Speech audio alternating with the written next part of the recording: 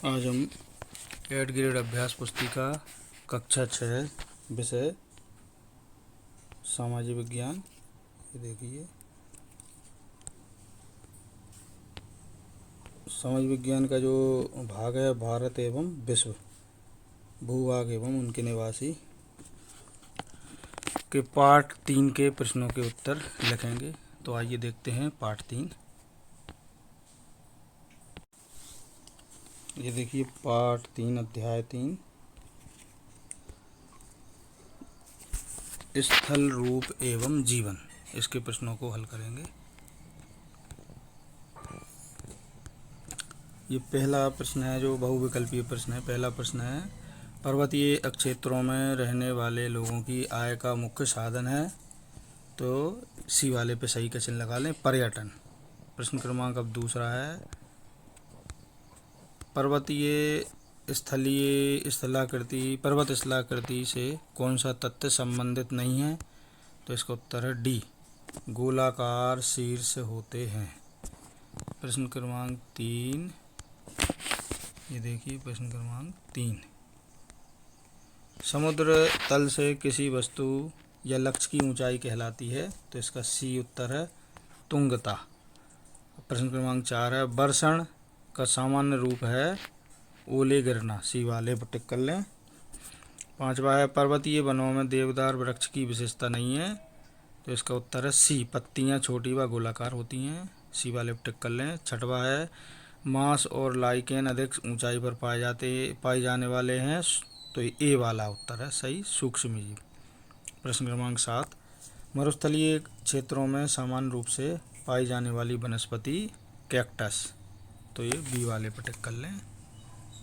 फिर 8वां, पहाड़ों के बीच का एक निचला क्षेत्र जिसमें प्रायः नदी अथवा जलधारा बहती है। सी वाला उत्तर सही है, घाटी। 9वां, दक्षिण अफ्रीका के जम्बेजी नदी पर जलप्रपात स्थित है। इसका उत्तर डी, विक्टोरिया जलप्रपात।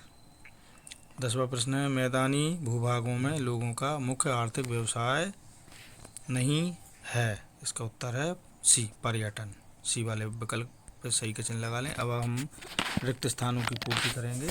तो ये देखिए ब्रैकेट में सारे रिक्त स्थान भरे हुए, जो रिक्त स्थानों में जो शब्द भरना है वो इस ब्रैकेट में दिए हुए हैं।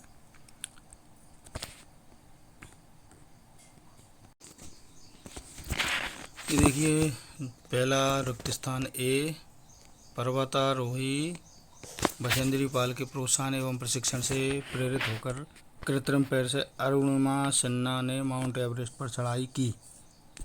प्रश्न बी, इसका रिक्त स्थान है, पश्चिमी यूरोप में माउंट ब्लॉक आल्प्स का सबसे ऊंचा पर्वत है। माउंट ब्लॉक लिख लें।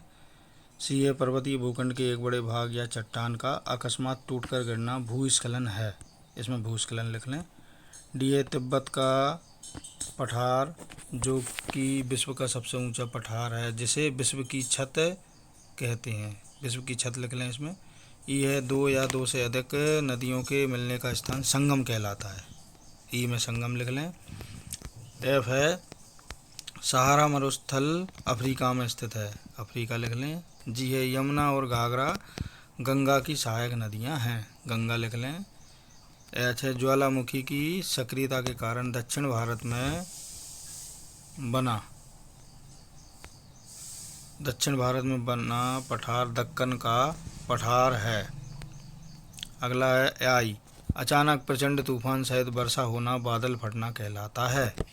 बादल फटना लिख लें। जे, पूर्वी अफ्रीका का पठार सोने और हीरे के खनन के लिए प्रसिद्ध है। ये हमारे रिक्त स्थान हो गए कंप्लीट। अब हम अति लघुत्तरीय प्रश्नों की तरफ आए हैं। पहला प्रश्न है, गंगा नदी किस पर्वतमाला से निकली है। उत्तर है, गंगा नदी हिमालय पर्वतमाला से निकलती है। गंगा हिमालय से निकलने वाली भारतीय नदियों में सबसे विशालतम नदी है। प्रश्न दूसरा, आपका विद्यालय किस प्रकार की स्थलाकृति पर स्थित है। उत्तर है, मेरा विद्यालय मैदानों की स्थलाकृति पर स्थित है जहां भूमि समतल और उपजाऊ है। प्रश्न क्रमांक 3, माध्य समुद्र तल से क्या आशय है। उत्तर है, माध्य समुद्र तल समुद्र की सतह की ऊंचाई, औसत ऊंचाई को संदर्भित करता है। यह भूमि पर विभिन्न स्थानों की ऊंचाई मापने के लिए एक मानक संदर्भ बिंदु के रूप में उपयोग किया जाता है। प्रश्न क्रमांक 4, पर्वतीय जीवों को आश्रय कहाँ कहाँ मिलता है? उत्तर है, पर्वतीय जीवों को आश्रय चट्टानों की दरारों, गुफाओं, पेड़ों, झाड़ियों, घास के मैदानों और अन्य प्राकृतिक आवासों में मिलता है, जो उन्हें मौसम की मार, शिकारियों और अन्य खतरों से सुरक्षा प्रदान करते हैं। प्रश्न क्रमांक 5, छोटा नागपुर का पठार क्यों प्रसिद्ध है? इसका उत्तर है, छोटा नागपुर का पठार अपनी खनिज क्षमता के कारण बहुत प्रसिद्ध है। यहाँ लौह अयस्क, कोयला, मैग्नीज, तांबा इत्यादि महत्वपूर्ण खनिजों का विशाल भंडार पाया जाता है।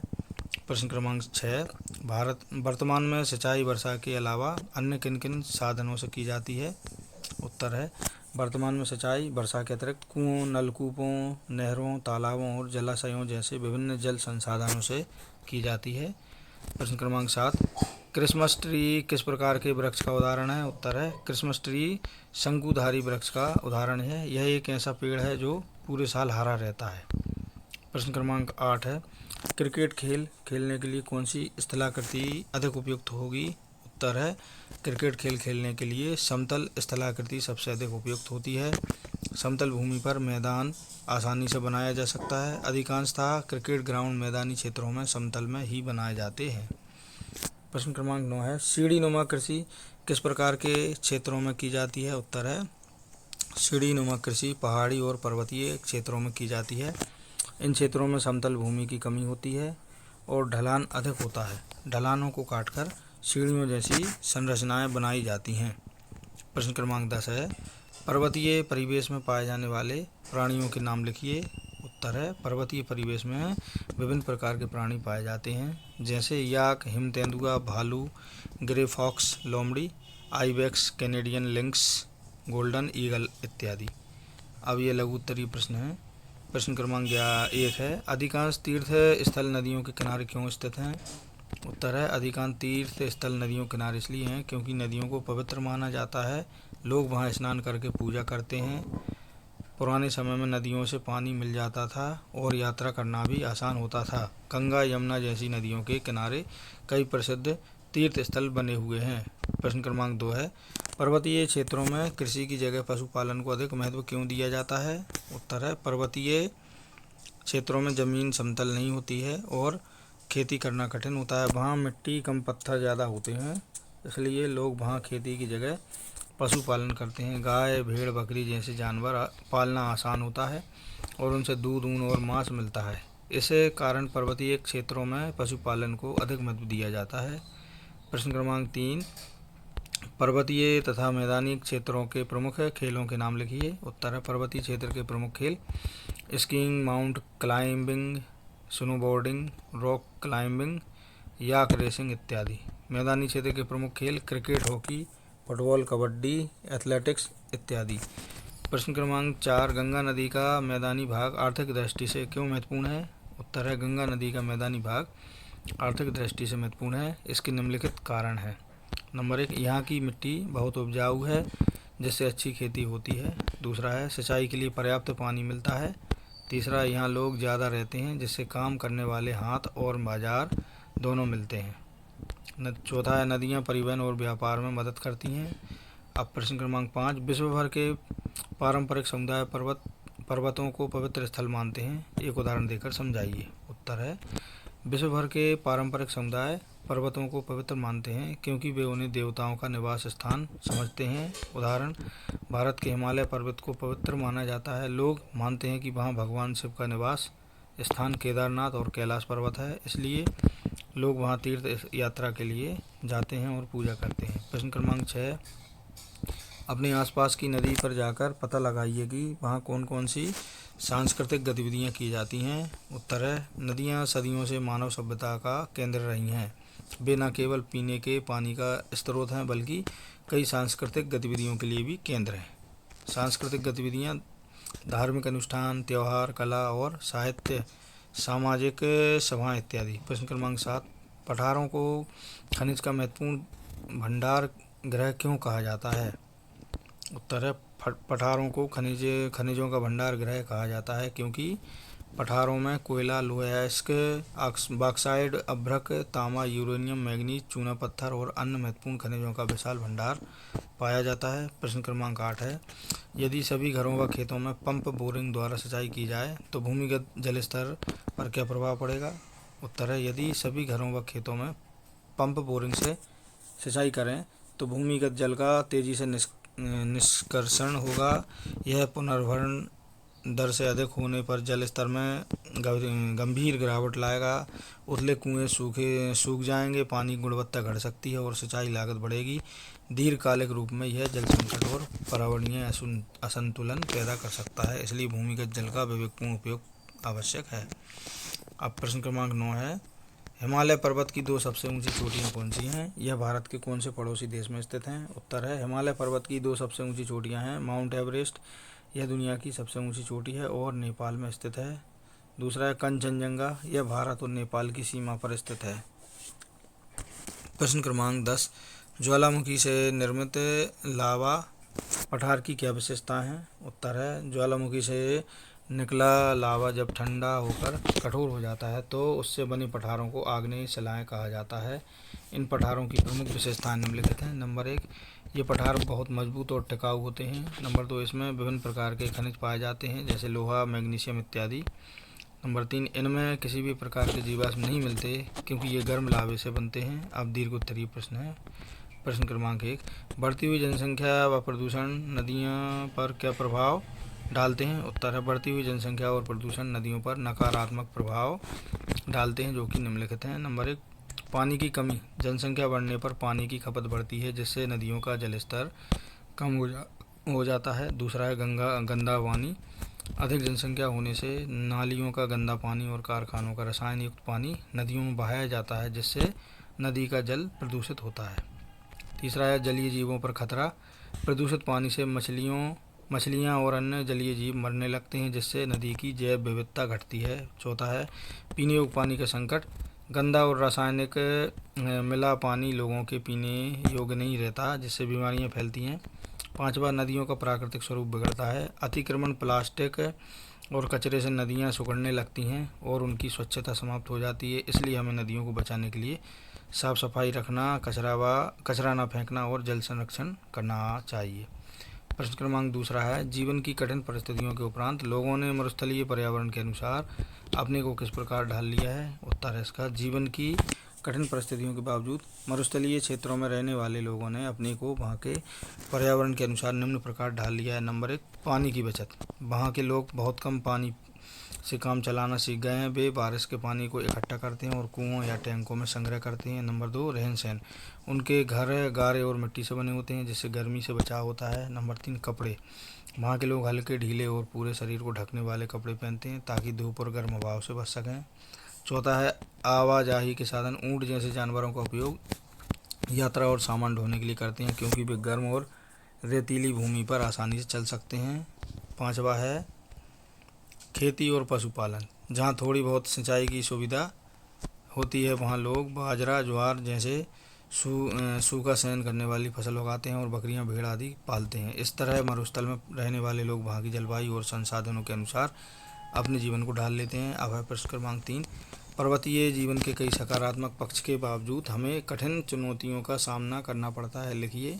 उत्तर है, पर्वतीय जीवन में कई सकारात्मक पक्ष होते हैं जैसे शुद्ध वातावरण, प्राकृतिक सुंदरता, शांत जीवन इत्यादि, लेकिन इसके बावजूद लोगों को कई कठिनाइयों का सामना करना पड़ता है। कुछ प्रमुख चुनौतियां इस प्रकार हैं। नंबर 1, आवागमन की कठिनाई, पर्वतीय क्षेत्रों में सड़कें सकरी और ऊंची नीची होती हैं जिससे आवागमन करना मुश्किल होता है। दूसरा, कृषि की कठिनाई, भूमि पथरीली और ढलान पर होने के कारण खेती करना कठिन होता है। तीसरा है स्वास्थ्य सेवाओं की कमी, पहाड़ी क्षेत्रों में अस्पताल और डॉक्टरों की सुविधाएं कम होती हैं। नंबर 4, शिक्षा की समस्या, दूर दराज के क्षेत्रों में स्कूलों की संख्या कम होती है और वहां पहुंचना कठिन होता है। नंबर 5, प्राकृतिक आपदाएं, भूस्खलन, बर्फबारी, बाढ़, हिमपात, ठंडा मौसम जैसी आपदाओं का खतरा अधिक होता है। इन कठिनाइयों के बावजूद पर्वतीय जीवन अपने आप में एक अनोखा अनुभव होता है। प्रश्न क्रमांक 4, पर्यटन का स्वास्थ्य की दृष्टि से महत्व है क्या महत्व है? उत्तर है पर्यटन न केवल मनोरंजन का माध्यम है बल्कि यह हमारे शारीरिक और मानसिक स्वास्थ्य के लिए भी फायदेमंद होता है। इसके प्रमुख लाभ निम्नलिखित। नंबर 1, मानसिक तनाव की कमी। कई जगहों पर जाकर प्रकृति का आनंद लेने से मन प्रसन्न होता है और तनाव कम होता है। नंबर 2, शारीरिक गतिविधि। घूमने फिरने, चलने और ट्रैकिंग जैसे कार्यों से शरीर सक्रिय होता है जिससे स्वास्थ्य सुधरता है। तीसरा है स्वच्छ वातावरण। पहाड़ी और प्राकृतिक स्थलों पर ताज़ी हवा और शांत वातावरण मिलता है जो फेफड़ों और दिल के लिए अच्छा होता है। चौथा है सकारात्मक सोच। नए अनुभव और खूबसूरत स्थानों से नए अनुभव और खूबसूरत स्थान देखने से मन में नई ऊर्जा और सकारात्मक सोच आती है, इसलिए पर्यटन स्वास्थ्य की दृष्टि से अति महत्वपूर्ण है। 5वां प्रश्न है पर्वत, पठार व मैदान एक दूसरे से किस प्रकार भिन्न है? चित्र सहित समझाइए। उत्तर है पर्वत, पठार व मैदान एक दूसरे से भिन्न है। ये तीनों भू आकृतियाँ हैं लेकिन उनकी ऊंचाई, बनावट और उपयोग अलग अलग होते हैं। इनमें अंतर निम्नलिखित है। ये देखिए, एक तरफ है पर्वत, पठार, मैदान, एक तरफ विशेषता है। पर्वत है विशेषता ऊंचाई। पर्वत सबसे ऊंचे होते हैं। पठारों की ऊंचाई मध्यम होती है। मैदान सबसे निचले मैदान होते हैं। आकार है पर्वतों की नुकीली चोटियाँ होती हैं।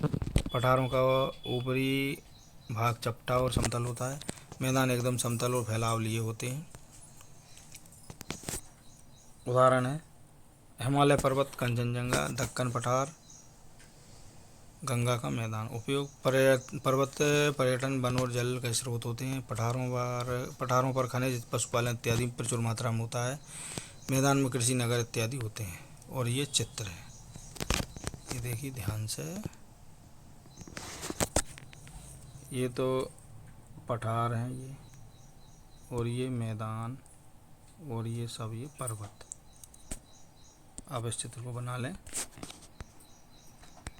इसी के साथ हमारा अध्याय 3 यहाँ पर संपन्न होता है। यदि आपको हमारा ये वीडियो अच्छा लगा तो वीडियो को लाइक करें और हमारे चैनल को सब्सक्राइब भी करें। धन्यवाद।